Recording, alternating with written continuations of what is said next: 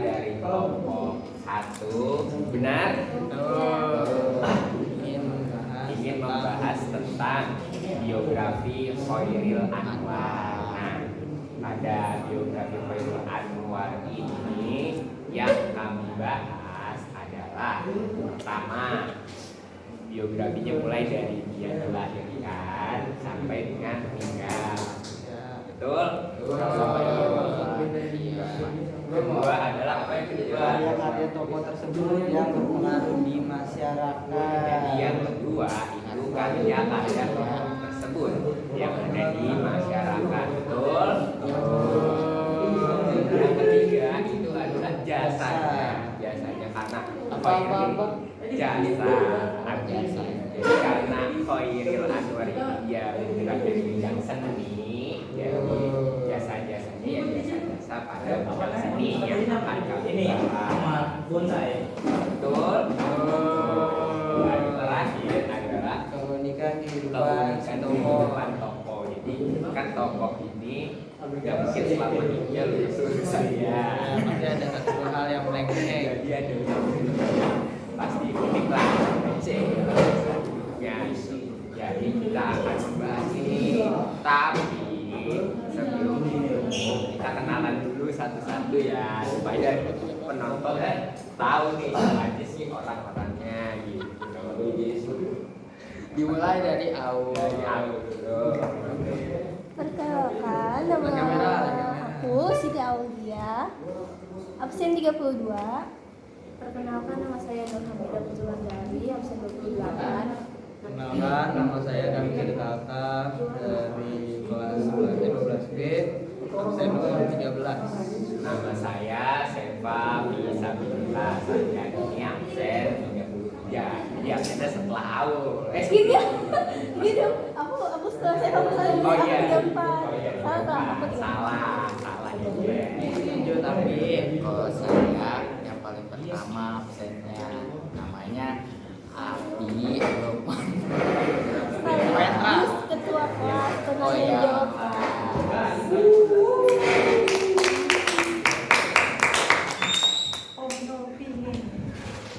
Dan satu lagi Oh iya, Firman. Muhammad Firman Al-Hakim. Ya, berhalangan. Karena apa tuh? Kalau boleh tahu. Dia izin sakit. Kalau Firman itu emang dia punya jadwal kontrol cek dia tapi yang penting hari ini Firman ke sana sama kita buat berdiskusi tentang diskusi tentang kon. Oke, kita ngobrol lagi nih. Aja ya kita topik pembahasan yang pertama yaitu biografi selanjutnya. Nah, dulu ya kita cari dulu teman-teman, sabar ya.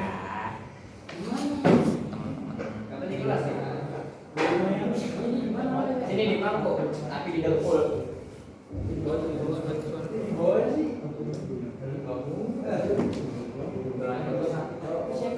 Bahas dari biografi dulu kan itu Ya kita akan dari biografi terlebih dahulu. ya pasti itu di mana dia lahir, kapan dia lahir, pada tahun berapa, ya sampai dia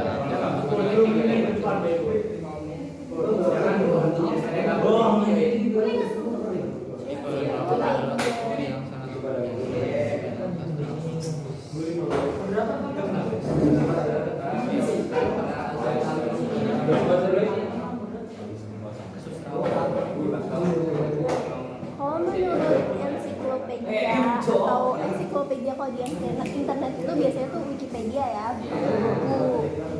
Khairil Anwar ini lahir tanggal 26 Juli 1922. Kalau sekarang kan 2024. Dari 1922 kalau 2024 berapa tahun? Berapa tuh teman-teman? 112 hitung coba. Udah 100 tahun terus gua cok.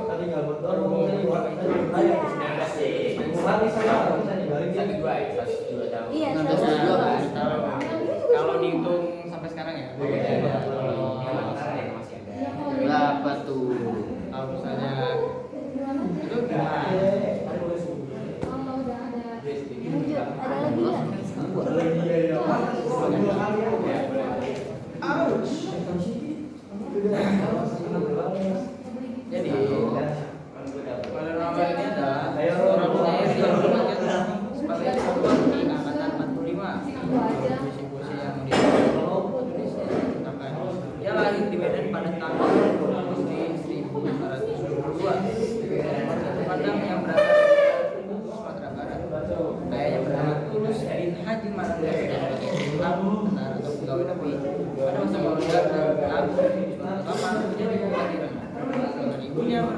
saya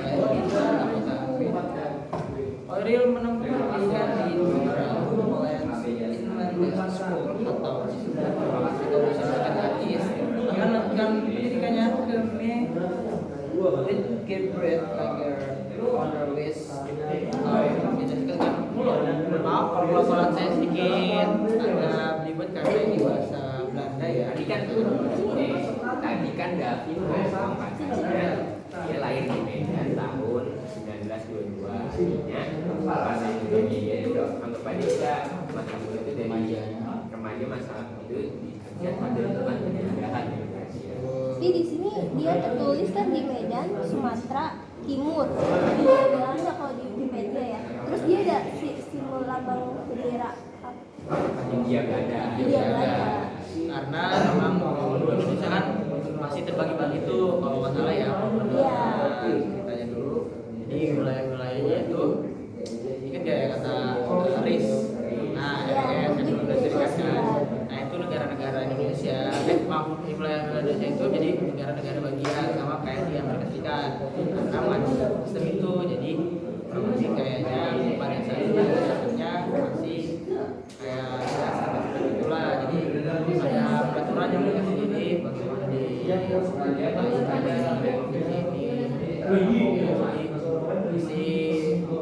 inilah mengapa kita melakukan diskusi. Nanti ada satu sama lain yang bertentangan dan satu sama lain juga akan menyelesaikan pertentangan itu menjadi satu hal yang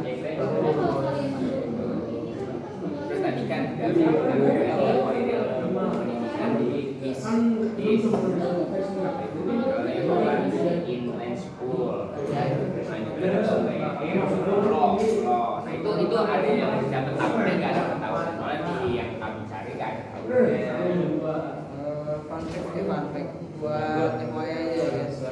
Education Inland School atau dengan kids itu sekolah yang kalau sekarang itu bisa disandingkan dengan SD. Kalau itu atau mer itu sama dengan SMP lah.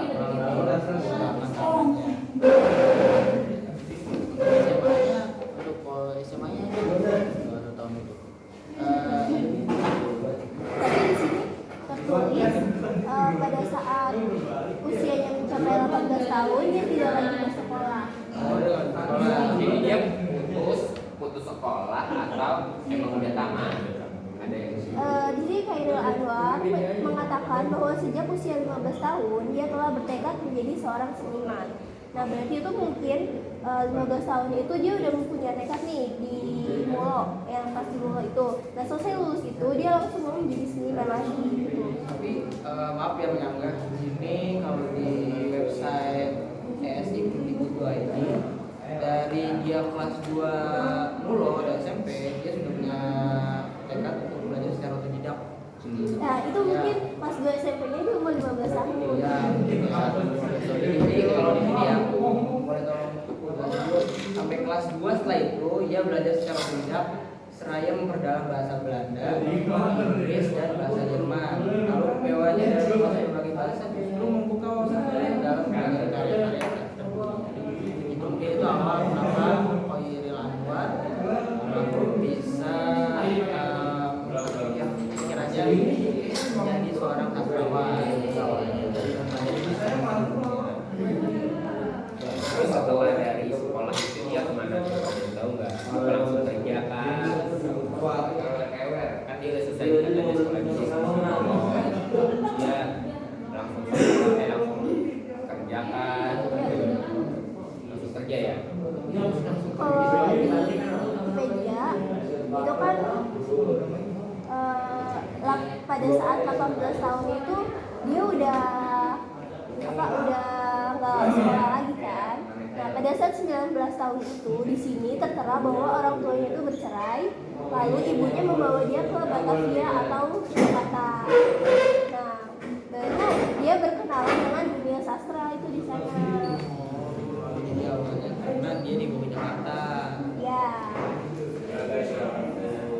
Tapi dia katanya yang baik ya, itu katanya setelah sekolah pesan benar atau salah?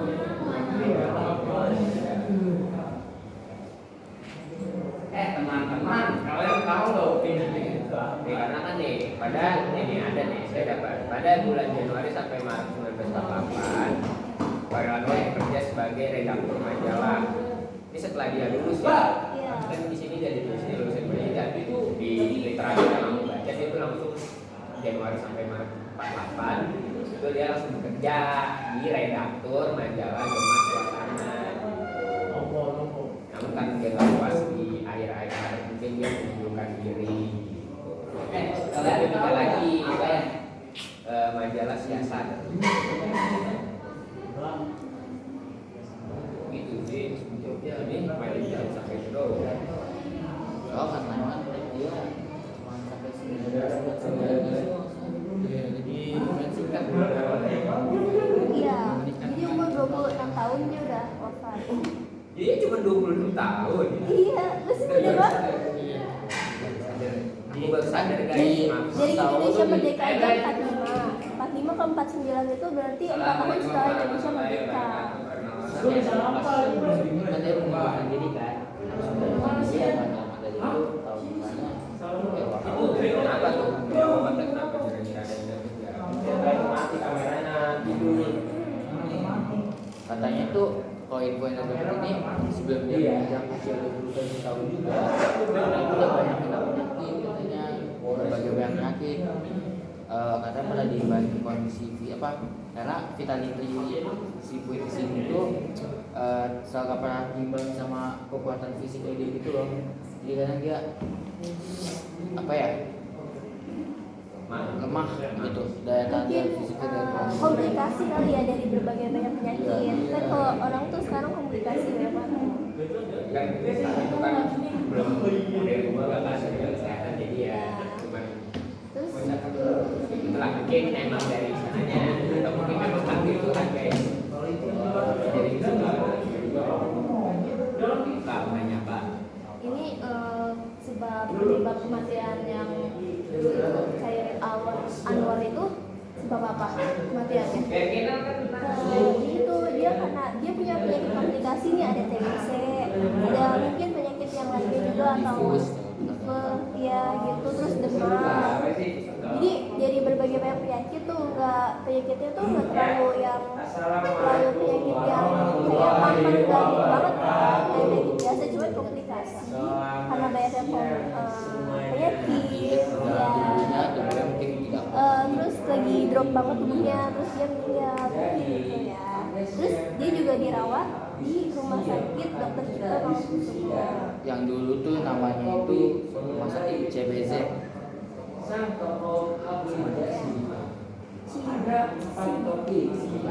apa tuh CBZ kalau pada tanggal mana tuh Nih, ada nih, ketemu nih. Khairul memutuskan nafas terakhirnya pada pukul 14.30 waktu Indonesia Barat tanggal 28 April 1909. Pada keesokan harinya, 1909, Khairul dimakamkan di TPU Arif Jakarta. Karena masih Jakarta Barat.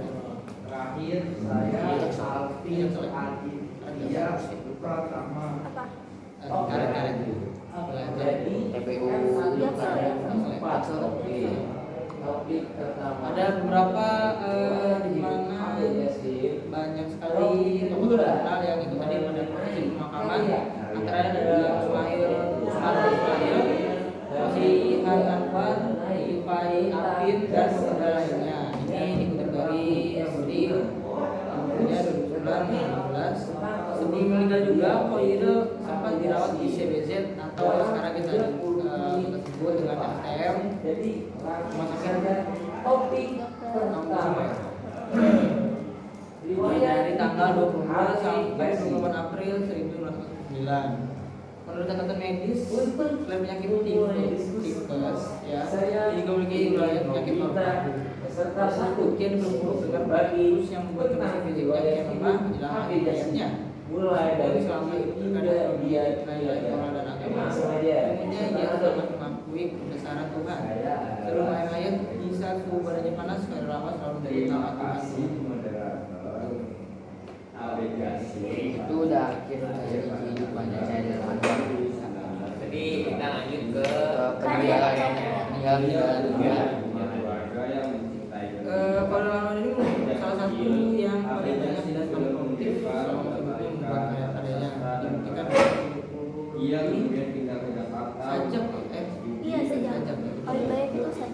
berbagai sajak yang diciptakan sampai menjadi dosen. AB-nya sih meninggal pada tanggal 11 Maret. Kayaknya emang saya jadi itu Namun beliau Ini telah bukannya yang terkenal itu lebih ke puisinya dia. Kalau sajak itu kan emang mungkin saya orang mau sih kayak beda. beda. Beda. Lain sama. Apa yang bikin bedanya itu apa? Kayaknya mungkin saja lebih Sajak itu lebih ke arti banget. ke saya kalau itu sebenarnya kayaknya coba mungkin bisa di research ya, bisa di research. Cari aja Coba cari apa bedanya sajak. Kalau puisi kan kita udah familiar tuh, karena sajak itu Kalau sajak itu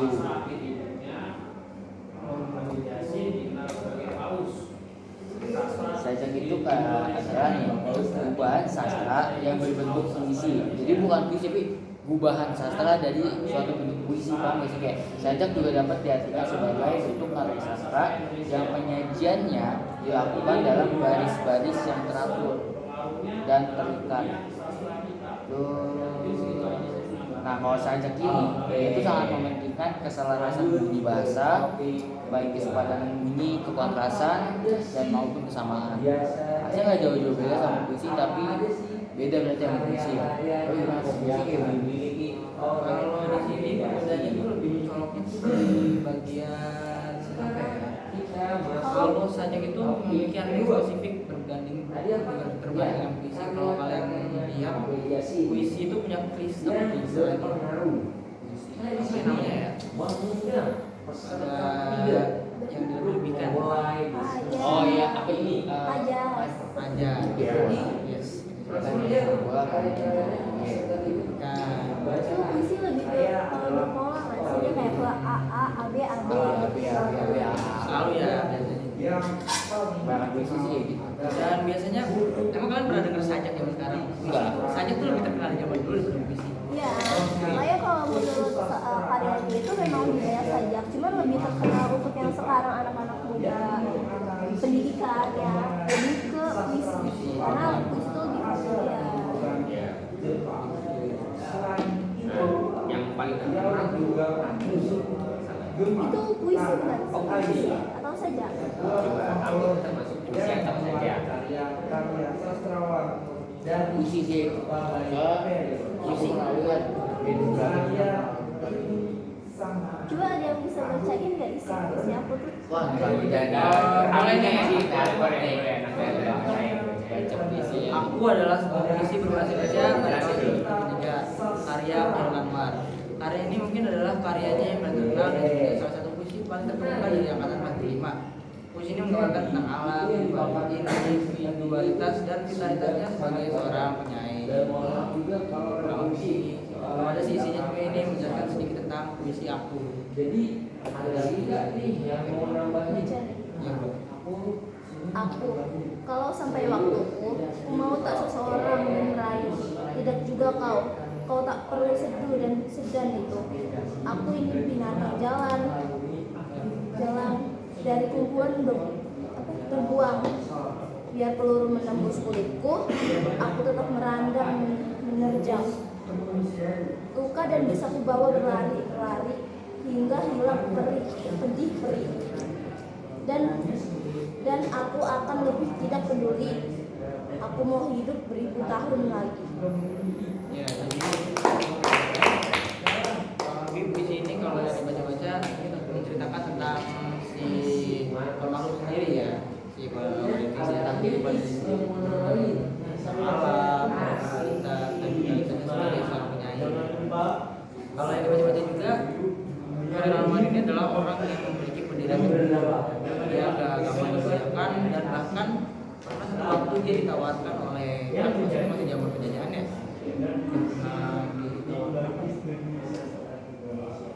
menolak bergabung dan menjadi tahap propaganda politik pada masa pemerintahan Jepang. Dia pernah menolak hal tersebut karena sikapnya yang idealis dan tidak menginginkan. Mungkin selain sajak puisi ada lagi nggak yang karya-karya terkenal? Kayaknya ada lagi deh.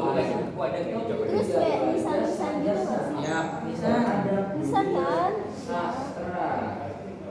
Bahkan pertama kali dia membuat karya sastra itu dari nisan kan? Ya, awal mula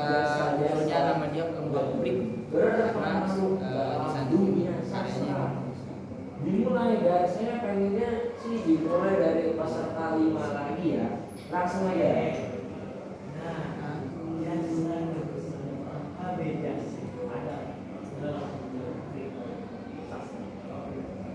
Beliau mengkritisi karya-karya sastrawan Ya, jadi banyak sekali karyanya, salah satunya Aku Yang Paling Terkenal, lalu ada perkembangan penulis Sendiri, Sia-sia, Raung Kasih, Penghidupan, Tas Padan, Suara, terus berkarya Itu puisi.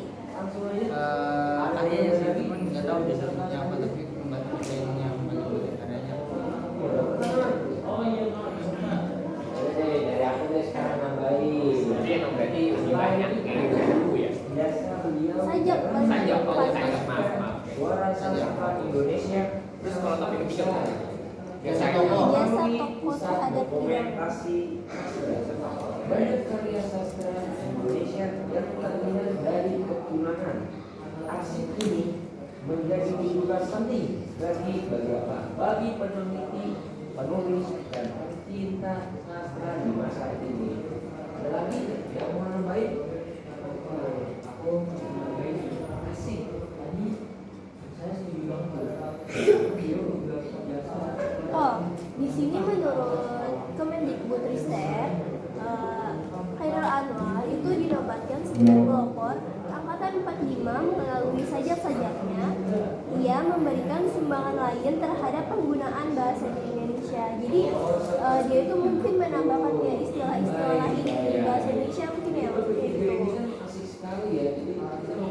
Karena berbagai peristiwa keseharian yang menjadi sumber inspirasi Khairil dituliskan dengan penggunaan bahasa keseharian yang singkat dan tegas tapi berbobot. Jadi bahasanya itu mengandung banyak makna dan sangat apa ya, memiliki makna yang mendalam. Jadi apa tuh angkatan 45 dulu, angkatan 45 adalah periode sastra modern Indonesia yang berkarya di sekitar masa penjajahan Jepang. Kemerdekaan dan beberapa tahun sudah. Periode ini dimulai pada 1942 tidak lama setelah Jepang masuk ke Indonesia. Nama angkatan 45 sendiri didirikan oleh Ozi Hanan pada tahun 1948. Sebelumnya angkatan ini juga dikenal dengan nama angkatan yang sudah perang dan angkatan Anwar. Jadi emang banyak yang beliau dalam kesusastrawan, salah satunya dia adalah pelopor angkatan 45 dan juga dia banyak sekali membuat puisi-puisi modern di Indonesia. meskipun pabrik isinya Ada yang oke. Terakhir apa lagi? Enggak yang aja deh. Yang bukan Mungkin kita bisa ada nggak sih? biasanya nih seneng nih kalau ada yang Ya, yang kuning-kuning kan nggak mungkin ya, maksudnya pasti ada hambatan lah atau dalam hidupnya kayak keunikan. Dia tidak segan-segan mengkritik. Ya katanya Khairul Anwar itu dijuluki sebagai binatang jalan. Itu maksudnya itu apa sih binatang jalan itu? Ada yang bisa coba? Coba binatang jalan, kayaknya binatang jalan tuh binatangnya. jalan. Iya jalan tuh. Nama ini karena itu dia jadi binatang yang memang konotasinya tuh binatang liar yang tidak suka perintah atau tidak suka pada aturan-aturan yang berlaku dalam kehidupannya. mungkin jadi emang selama hidupnya pasti kurang suka kali ya gitu kita makanya dia mungkin waktu kerja juga pindah-pindah gitu ya mungkin ya. Ada lagi nggak sih kira-kira? Jadi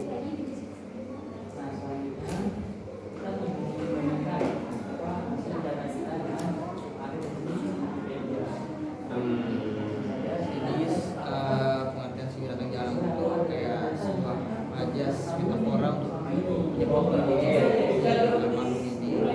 Kenapa dia sebut sebagai binatang jalan? Karena dia tidak ingin terikat pada norma-norma sosial yang berlaku. Dia ingin bebas bisa mengekspresikan apa yang ingin dia tulis.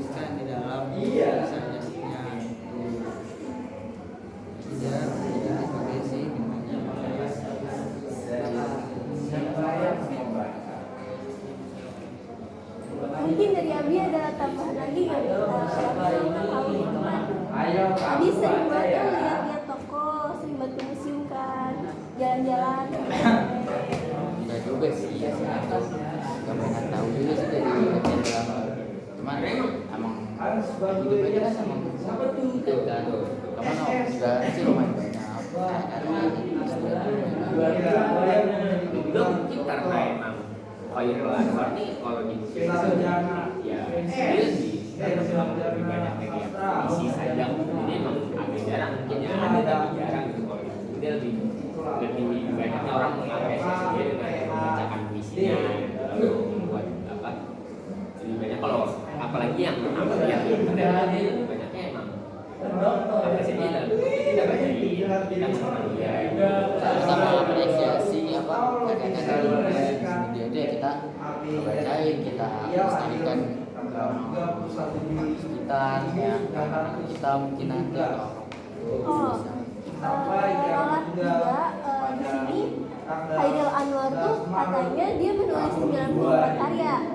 Itu 70 saja bukan banyak. 4 sadura itu apa sih? Sadura itu kayaknya juga kayak sastra dia jadi satu sendiri mirip-mirip yang kayak 10 sajak terjemahan, 6 prosa asli dan 4 prosa terjemahan. Terus katanya Khairul Anwar tuh dia pernah dituduh plagiat.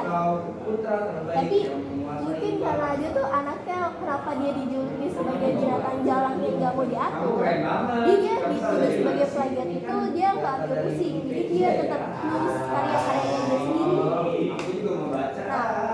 Nah, kayak iya, teguh pendirian ya sih. Ya. Sadura itu adaptasi. Adaptasi dari misalnya film ini teradaptasi dari novel ini. Nah mungkin si Khairul Anwar pernah mengadaptasi dari novel apa gitu, mungkin itu bisa disebut Sadura. Dia mendirikan pusat Terus ini juga ini dari dalam bahasa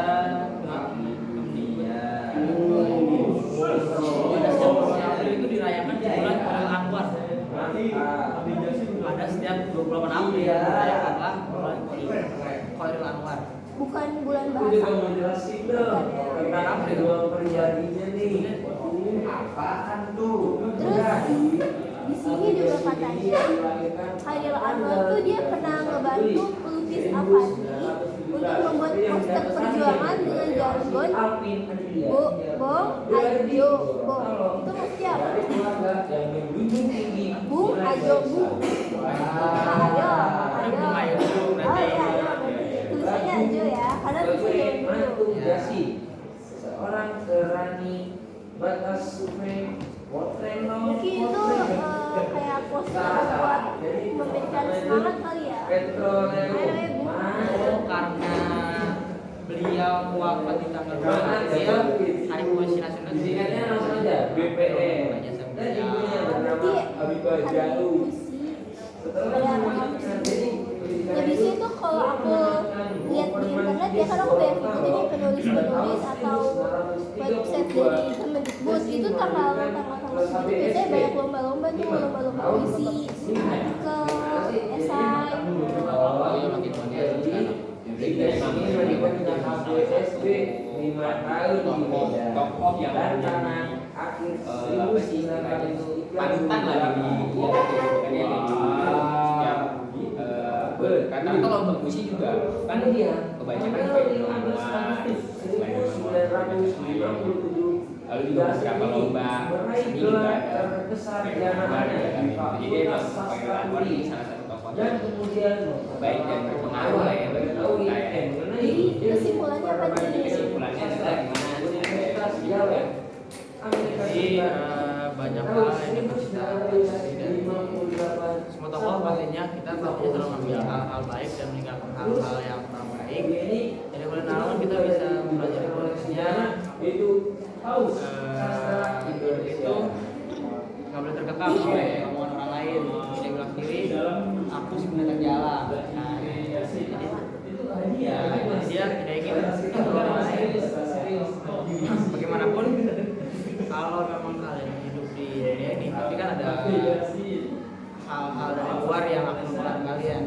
Ya, makanya kalian harus menerima, tapi jangan terlalu think about it, jangan terlalu dipikirkan terlalu berlebihan. Dan juga dari si pengalaman ini juga kita bisa belajar bahwasanya belajar itu gak cuma hanya di sekolah, bisa di rumah, bisa di sini, bisa di situ. Dan soal belajar kita menentukan masa depan juga bagaimana.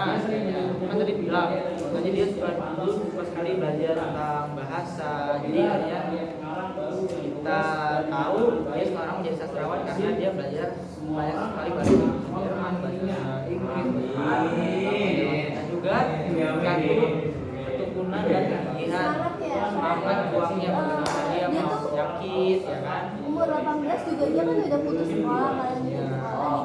Terus kayak mungkin problem di keluarganya dia juga itu habisnya tuh kalau anak-anak yang kayak kita tuh kayak udah segini karena orang tua ini bercerai gitu. Tapi dia tetap semangat, dia tetap lanjutin mudiknya walaupun putus sekolah terus pindah ke Jakarta. Lagi dia dulu berperang istilahnya kan masih zaman penjajahan, dimana media adalah hal penting yang membawa kesuksesan. Terus dia sampai disuruh jadi bahan propaganda tapi ya dia nggak mau, Malah dituduh lagi ya. malah dituduh lagi sama orang lain, ya kan. Ya Itu aja kali ya. ya jadi begitu.